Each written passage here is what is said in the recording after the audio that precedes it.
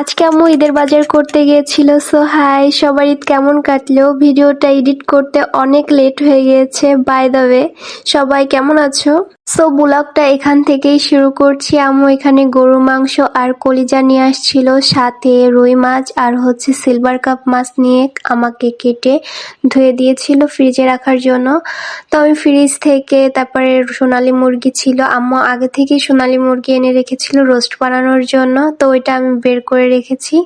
আর আমরা না বাইরে থেকে কোনো সবজি কিনে নিয়ে আসলে ধুয়ে ঘরে ওঠাই, যে কোনো সবজি হোক না কেন। তো এখানে আমি রোস্টগুলো কেটে নিয়েছি। আজকে রাত্রেবেলা খাবো লটপটি, তাই ফ্রিজ থেকে মশলা বের করছি। ভাই আমরা বাঙালি, আমাদের আইসক্রিমের বাটিতে মশলা থাকবেই। তো আমি এই যে ফ্রিজ থেকে মশলাগুলো বের করে নিয়েছি। এখন আমি রান্না করব লটপটি। তো লটপটির ভিতর আমরা আলু দিই গোল গোল করে কেটে। আমার কাছে বেশ ভালো লাগে, অনেকে এটা খায় না, বাট আমার কাছে অনেক ভালো লাগে। তো এখানে আমি মশলাটা ভালোভাবে কষাই করে নিচ্ছি, হালকা একটু শুকনো মরিচের গুঁড়া দিয়েছি, তেমন একটা কালারফুল হবে না। তারপরে কাঁচা মরিচ দিয়ে দিলাম। তো এই তো আমার রান্না শেষ, তারপরে কিছু সালাদ কেটে নিয়েছি, এখন খাবো। তো আজকের ভিডিওটা এই পর্যন্তই ছিল। বাই।